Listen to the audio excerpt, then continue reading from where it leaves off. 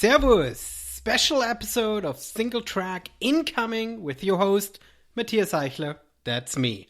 Today, I'm bringing you an interview with Viktor Marohnic, founder of 57 Hours. 57 Hours is a new startup to help you find guided adventures all over the world. Before we dive into the interview, don't forget the Single Track holiday gift guide is live on singletrack.fm/gear. And after my interview with Viktor, I finally will share with you my review of the Coros Apex Pro Adventure Training Running Watch. I've been testing it for the last few weeks and I'm excited to share my thoughts. So be sure to stay tuned for that right after the interview with Viktor from 57 Hours. Viktor, thank you so much for coming on Single Track. Before we dive into what you do, tell our listeners a little bit about yourself. Okay, so my name is Viktor Marohnic. I'm originally from Croatia. I moved to New York City in 2009. I'm a software engineer by background, but also was running my own digital product design agency for 15 years, and I'm a founder of 57 Hours. That's my current position. That is all very professional, but this is an outdoor podcast. Tell us a little bit about what you do while you're not working. Yeah, so I'm I started skiing. My mom had this fixation. I don't even know where she found skis, or in Croatia back in late 70s. But anyway, they put me on skis when I was like 2 or 3 years old, and I started skiing in my backyard pretty much. It was like 100 yards long slope. And I don't know, I just always loved snow and winter. And so I was big on skiing pretty much all the way through my college. And then at the end of the college, I met a friend who, asked me if I want to go and try rock climbing. I never heard of it. So that was already that was 1998, and I was sure. I never, there was no YouTube, no social media, so I didn't even know what it is. Anyway, we did a trip, 2 days. He showed me, how to, belay, lead sport climbing routes, and yeah, I loved it right away. And then I signed up for at that time in Croatia, you could. There were a couple of mountaineering clubs, and they would do once a year. They would do a proper alpine climbing school, which was 2.5 months long. So that's where I learned how to climb and all the basic stuff, safety, and I met a bunch of friends that I'm still climbing with. So and then when I moved to US. Well, I was just going to ask, now that you live in New York, right? The mountains are far away now. Yeah. No, we moved to New York, for work, and I was desperate to go skiing. And we would go skiing in in Vermont, on East Coast. And then I started climbing in gunks. But I remember my first trip to gunks was I only had a set of quick throws and rope, and gunks is all traditional climbing. So I was okay, this is not going to work. So we turned back home. And then few years later, I went with a friend who actually hired a guide, and that guy showed us how to set up the anchors, how to place gear, and that's how I started learning. We would climb, we would ski for years, 4 or 5 years. We skied all over East Coast, climbed in gunks, Romney, and then at some point we decided to take a ski trip out west. Whale was our first destination because this is all that was all we knew at that point. But we loved it. I mean, it was amazing. And then since then, after Whale, we did a couple of trips to Salt Lake City, Jackson Hole, Taos, New Mexico. And since then we just ski out west pretty much all the time. And then, last couple of years, a lot of skiing in British Columbia. That's probably my favorite place now on earth. Nice. I think you said something interesting, that when you're young, it's fun to learn something sort of just by yourself, right? You don't need a guide, right? You're fearless.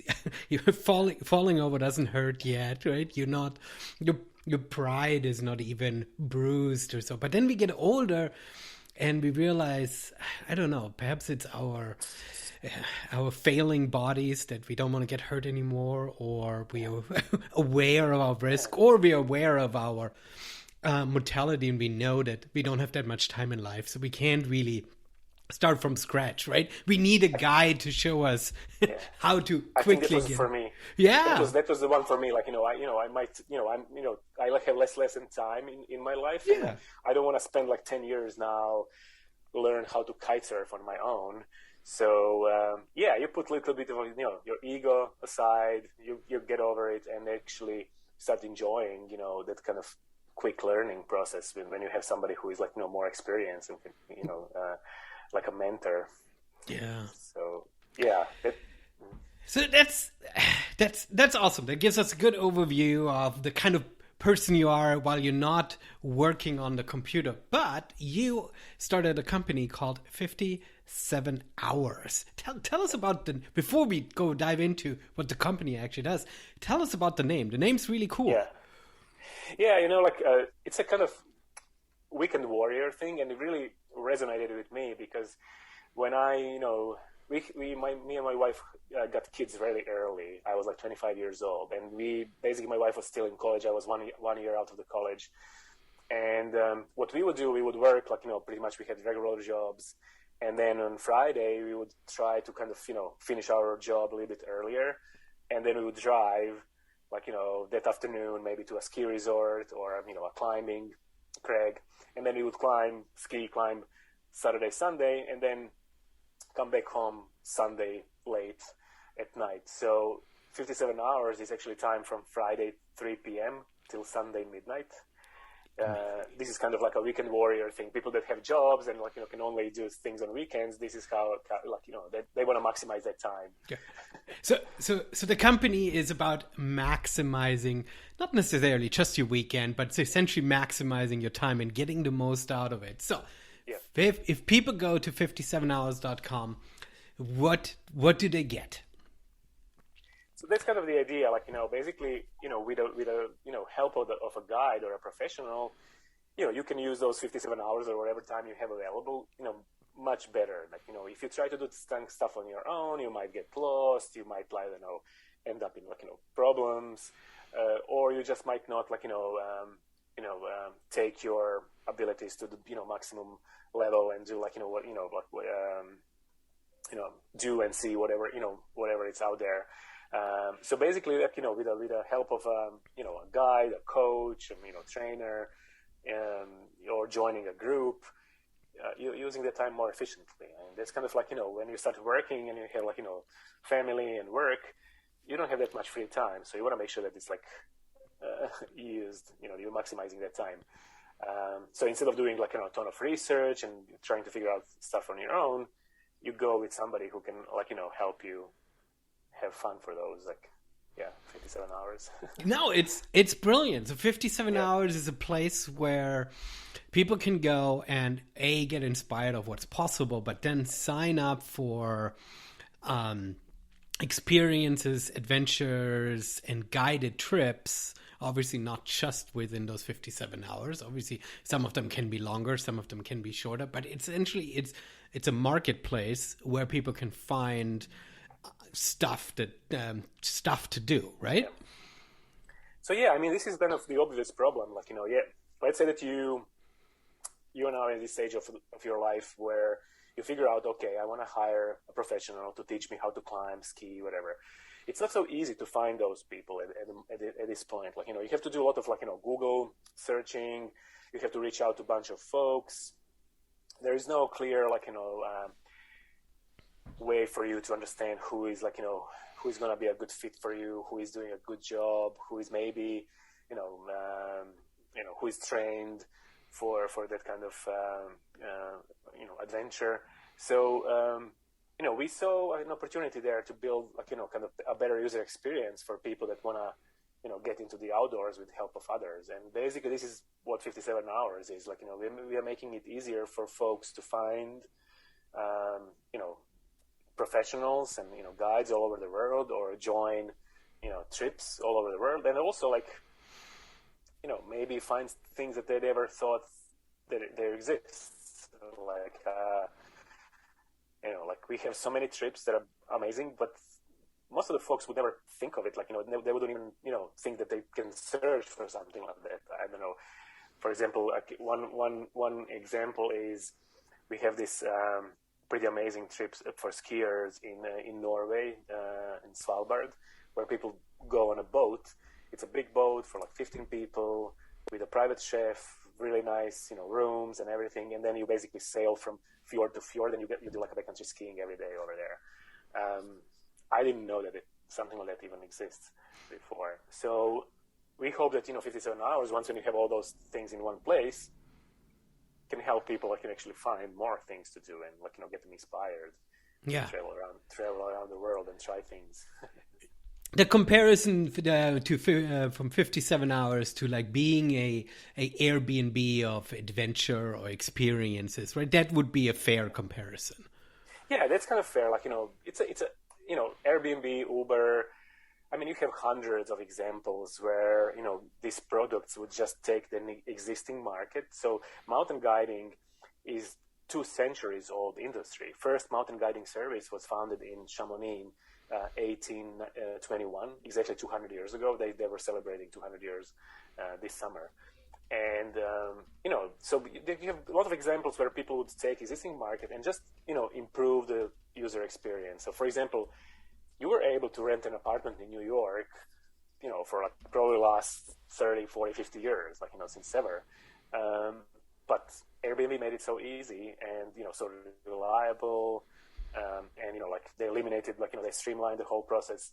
So this is what we are doing here. Like, we just, trying to make it easier. And the benefits of that are, of course, for a customer, it's much easier to find all these things, but also for the whole market, people that are offering these services, all of a sudden, there is an increase of, of people that want to do this because it's so easy now.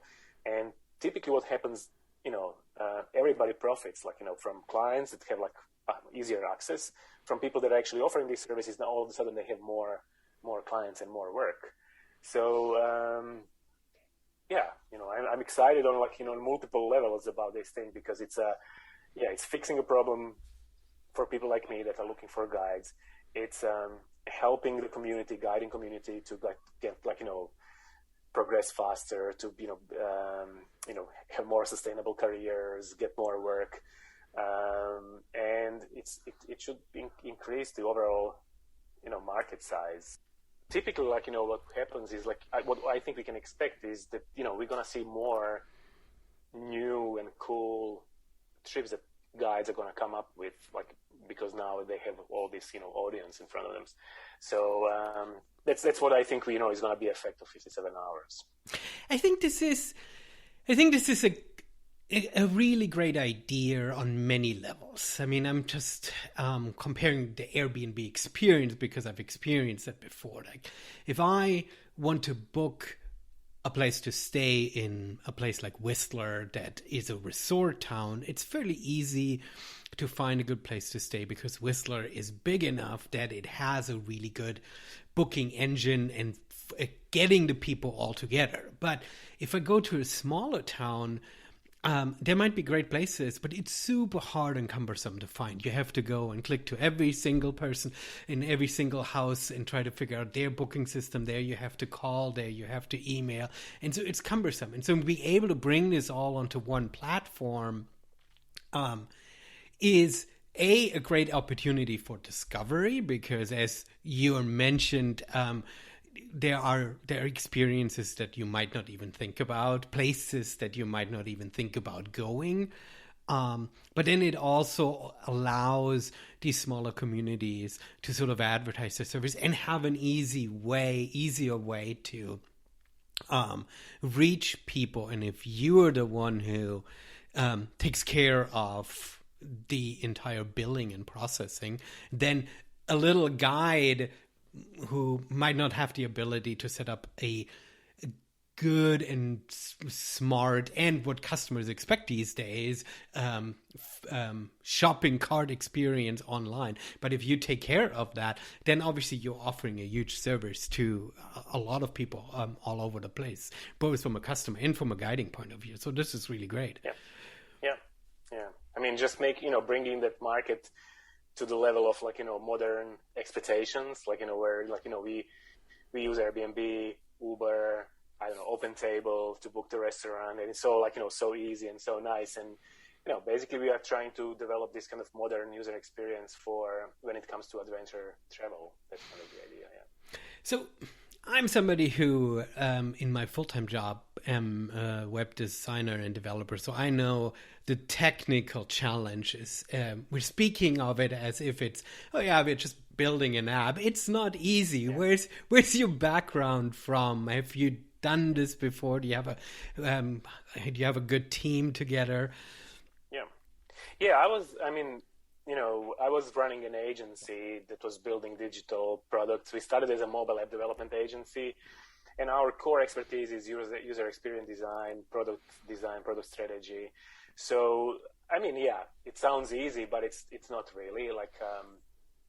It's almost like you would say, I'm going to build a house. But you can you have to know what you're doing to make a really nice house that people are going to enjoy, that works, that everything I don't know, all the details. There requires a lot of experience to build a high quality house, for example. It's the same with this thing. You have to a lot of experience over the last 15 years in terms of user experience, design, testing, ideas, prototyping. Market research. We spent years probably, we started working on this project in 2017, and first 2 years, we only did a bunch of prototypes, hundreds of user interviews, and just making sure that what we are building are gonna, people are gonna actually use. And now when we're live and we have some, user traction, we are measuring pretty much all the user engagement and trying to figure out how to make this user experience even better. What are people expecting from us? So it's constant improvement. I have a good team. It's people that I worked with for the last 10 years. Everybody is super experienced in terms of digital products, but also very passionate about the outdoors and what we are doing. And so I think we have a really good people working on this. So, and you can see that if you go to the website and you browse around it, you'll see that it's kind of a user experience. It's pretty good. It's great. Yeah. So I have a question written down that you've already answered in somewhat. So I'm going to ask it anyway, because I hope that you give us one more. And that is, what is one of the most unique trips that you can book on 57 hours? You've mentioned the boat and skiing one, but I was wondering if you had one more that you can share. Yeah, there is one that is very popular, and I think it's quite unique. There is I'm never sure how it's pronounced. Laugaver Trail in Iceland. It's a famous trail that people go and hike for. You can go and hike for a couple of days. You can do a 2-week long, backpacking trip. But it's famous because it goes through these volcano terrains, and you get really close to some volcanoes and lava streams, and you can swim in lakes, and it's a pretty amazing scenery. But that trip is world famous, and it attracted a bunch of folks. So there is a guy that works with us. His name is Alberto, and he created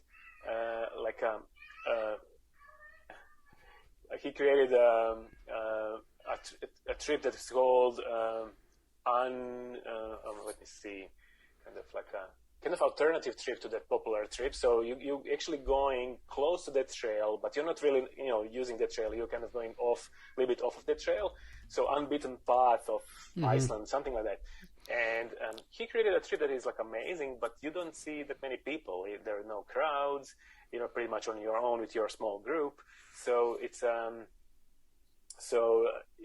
that one is super popular, and I like his approach. He came up with this idea that he can create good quality trip and still avoid, crowds and all those like super popular trails. Yeah. What are the most popular trips that people book? What are the things that what are the kind of I don't know if it's activities or locations? What are the? I mean, you have all the data. You know what people are interested in. What?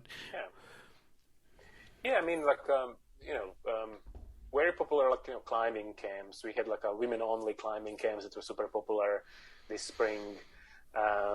People will hire like a lot of backcountry ski guides because even if you're an experienced skier, you need somebody who is local, who knows like local terrain and local snow conditions. So that's kind of quite popular. And then in terms of bigger, longer trips, backpacking and hiking, like this Iceland trip is super popular. There is similar to that sailing and ski. There is like a sail and climb in Sardinia trip, which is super popular. My favorites are lodges in British Columbia. So you have these kind of backcountry ski lodges. So basically the whole group of like 10 to 15 people get dropped off by a helicopter, and then you stay in this remote place, in remote lodge for a week, and then you ski tour around that lodge. So that's kind of like a one of the more popular trips. And then and then everything from like mountain biking camps and trips to like multi-sport, like a week-long multi-sport trips. We have one in Croatia actually. So you go and you bike one day, you sea kayak one day, then you go climbing one day, you hike. So that is something that people really like as well. So those are kind of probably like our top trips at the moment. Yeah, those sound amazing. Now, obviously, this begs the obvious question because you are a small team developing an app. You don't have the local expertise. How do you find the guides? So, yeah, we actually we started with this idea that we're gonna try everything trip on our own. So like first probably 20-30 trips were actually things that we did. Later, as we are kind of growing, we are still relying on local network of our friends and guides.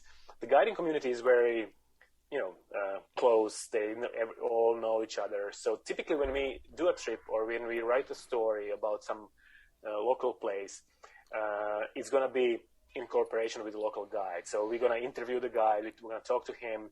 Sometimes they're going to write the article actually by themselves. So we are a small team, but we're almost like a facilitator, and we are just kind of giving like these local people a platform to present their own ideas. So if you go to anything, on our website, any articles or any trips, you will see that it's actually all built by locals, local enthusiasts and local guides.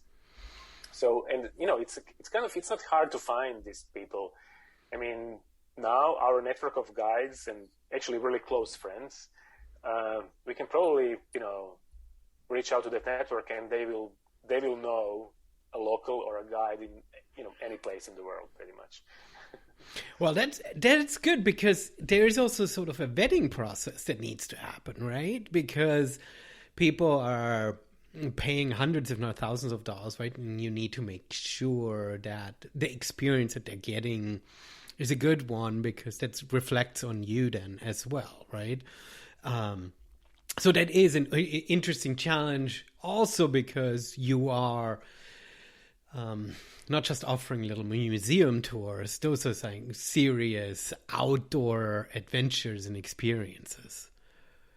Yeah, I mean, every guide that is on 57 hours is trained and certified and has proper permits and also insurance policy. So, and we can verify that. When now more and more guys are reaching out to us and they want to be listed on the platform, there is a public database pretty much in every country where we can verify that they actually have the proper training for what they do. But then also they need to show us that they have proper permits for that area. And then they have like a proper insurance policy. So, that's kind of like just the basic. And then on top of that, we usually ask for recommendation from either one of the guys that we know or their clients. And then, we release them on the website. So pretty much all of the folks are, like a great human beings, and, very friendly, and, clients love spending time with them. So far it's fairly easy to find those folks. And, those people that choose that profession are passionate about the outdoors. And, when they take people out there, you can feel that they're, passionate about that, work, and they're going to share a bunch of knowledge with you, a bunch of enthusiasm. So it's very it's a very good experience for somebody, from a, big city to spend like a day in the mountains with, a local guy that knows everything about that area. It's kind of like a, very, how would I say, motivating, inspiring when you see people like dedicated their lives to, mountain guiding, for example. It is interesting to think about it. I spend most of my outdoor time here on the West Coast, and I would say people are probably hesitant over here going with a guide, because many want to go into the outdoors to be by themselves. And don't want to have anybody, especially somebody that they don't know, actually around. But there is a huge advantage of having a guide with you, because you're not just being able to maximize your time, but it's such a richer experience when you get that local knowledge. And as you're saying, these guides are really passionate about what they're doing. So they will truly give you the best experience. That's pretty much what happens. Yeah. Oh, that's fantastic. All right. So 57hours.com is a website and an app where people can go and find experiences and adventures. What have I missed? Have I missed asking any questions? Is there anything else that we need to cover here? Because this, especially with the holidays coming, this seems like a perfect thing for people to come and try to check out. Yeah. No, I think we've covered pretty much everything. It's kind of, maybe I can just say a couple of words about the initiatives that we are doing as a company. Maybe we didn't mention that. When we started thinking about 57 hours, it can be, it's a platform that connects clients and guides and, helps people find all these adventures. But, I'm always inspired by companies that, are trying to do more than just being like a big business. Like Patagonia is a good example as a brand. They represent much more than just like like clothing and gear. So we are doing a couple of things. First of all, we joined 1% for the Planet initiative. So we are committing 1% of our revenue to environmental nonprofits. And currently we are working with Access Fund in US and Protect Our Winters in Canada. Those are two organizations that we really like, that are doing an amazing job in preserving climbing crags and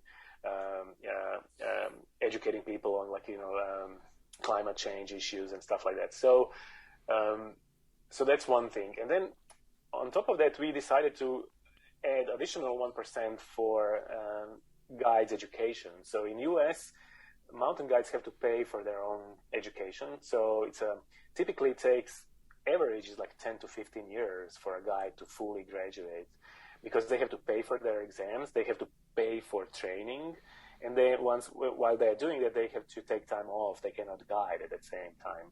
So it's very it's hard for young guides to actually work, feed their families, and pay for the education at the same time. So we decided to create like an education fund.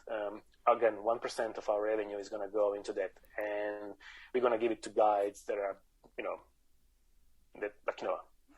people client love, or there will be some criteria, and then half of that education fund is going to be dedicated for BIPOC guides and female guides, because that's one thing that I'm excited about. I came from Croatia to US and to New York specifically, and I always loved that, huge diversity that you have in New York of different cultures and people, and now in the last couple of years, the climbing gyms are seeing more and more diversity. It was all typically white, and my mountain guiding industry was dominantly male as well. So changing that, getting more women into guiding, getting more people of color into guiding, I think can have a big impact on outdoor, recreation in general, because those people are gonna, every guides on average 100 days a year and takes about 200 clients out there a year. And so if you have a guide of color, you have a 200 times bigger impact than just so those are the things that we're kind of now working on, and 2 initiatives that we just started. So no, that's fantastic. I love it. This is great. This is super exciting. I love that. We came together and were able to kind of have this conversation and record it so we can share it on the podcast. I think our listeners will absolutely love hearing about these opportunities. I have looked here in the Pacific Northwest. There aren't that many possibilities currently to book anything with 57 hours, but hopefully people looking further as we are starting to travel again and experience different cultures and different regions and stuff, and find ways of creating sort of experiences and not just go out on our own on our vacations. Thank you so much for the opportunity, Michael. I enjoy this, and hopefully people will find it interesting. And fantastic. 57hours.com. This was Viktor Marohnic, and yes, thank you. Thanks so much. All right, this was Viktor, and now let's talk Coros Apex Pro. Here is my full review of the Coros Apex Pro GPS watch. I'll start with a big disclaimer. I received the review unit from Coros and have been using it fine for several weeks. But the latest software update, which is supposed to work over the air, somehow didn't complete the process, and now the watch and my phone don't like each other anymore and don't talk to each other. I followed all the troubleshooting steps, and Coros has been trying to help me get the watch back operational. But as of now, it's borked, and sadly, I can't use it, which is a bummer, obviously, for Coros, because they sent me the watch and are hoping for a positive review. But also for me, because I couldn't actually test the latest software update, which brought some cool new features to the watch I was looking forward to trying out. Some cool mapping features and touchscreen and a variety of other things.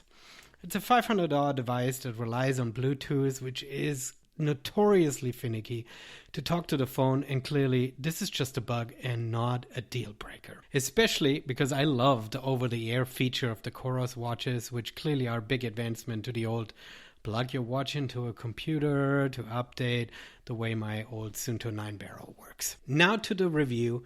I start off the same way I started off with previous reviews of the Coros product line. I initially was hesitant when Coros showed up on the sports watch scene.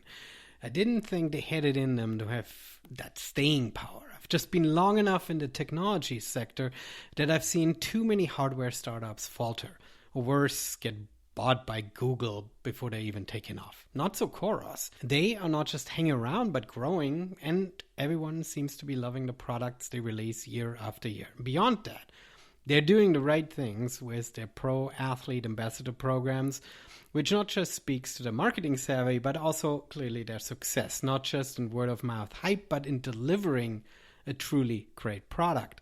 Pro athletes wouldn't jump on a bandwagon if the product would be subpar, I would assume. So let's talk Coros Apex Pro. It's an interesting product. In price point, it sits between the Apex and the Vertix. Borrows some features from the Vertix, but keeps the price more competitive at the $500 level.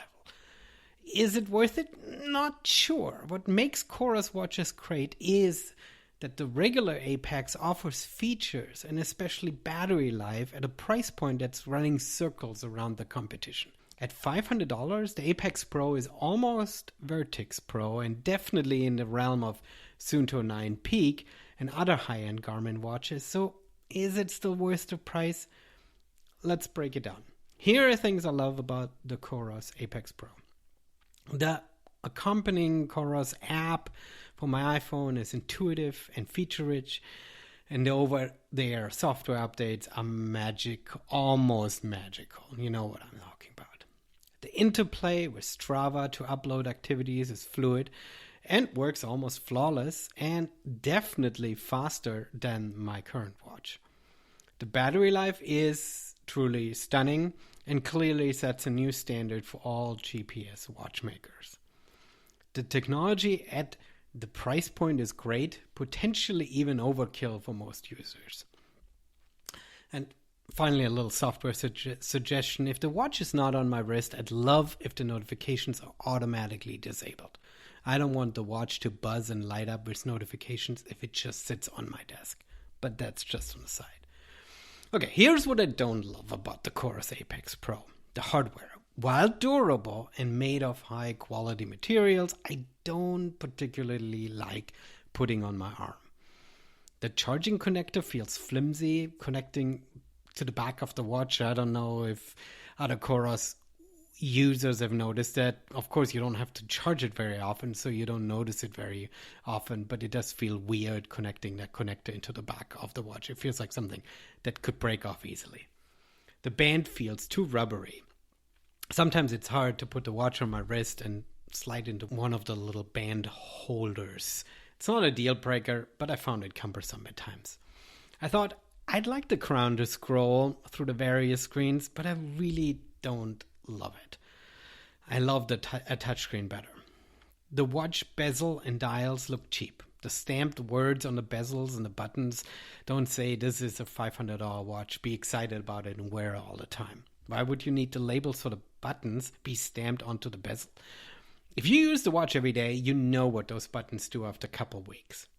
Perhaps that's a high standard and definitely subjective, but I feel if I spend that much on a watch, I want to wear it for more than just my workouts. And I don't really with this one. It's a bummer because the product overall is super nice and offers notifications and various other things that clearly suggest you could wear the watch for more than just your workout.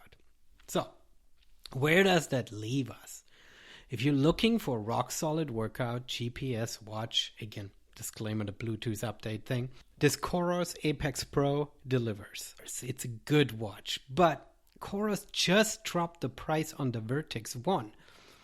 That one, while slightly heavier, gets you even more battery life for the same price. And while the bezel is even more clunky looking, I suggest to just lean into the design and start taking advantage of the insane battery life and the great software that Coros clearly has built. All right, so Coros, great software platform, good app. If you're looking for a starter watch, the regular Apex is a terrific watch that a lot of people have been using. Up and down my Strava list, it delivers. The Coros Apex Pro, I don't know where it fits in. The Vertix is on the high end, and it truly delivers out of this world performance and features. And the Vertix now, the same price point as the Apex Pro, I would go for the Vertix. Unless you look at the bezels and the weight and you clearly think that might be a deal breaker, then go for the Coros Apex Pro. So thank you, Coros, for letting me test drive this watch, and thank you for listening. I hope you found this helpful. If you go to links in various show notes on various apps, in fact, if you look on your podcast app right now, there's a link directly to purchase the Coros Apex or learn more. You are supporting this podcast through an affiliate link. That is all for me about the Coros Apex Pro. Now you know everything you ever wanted to know about the Coros Apex Pro. Go check out 57hours.com and start dreaming about your next adventure. Go to singletrack.fm/gear to check out my holiday gift guide, links to everything, including the watch and everything else I've previously mentioned in the show. Thanks for all your support. That's it from me. Until next time. Und tschüss.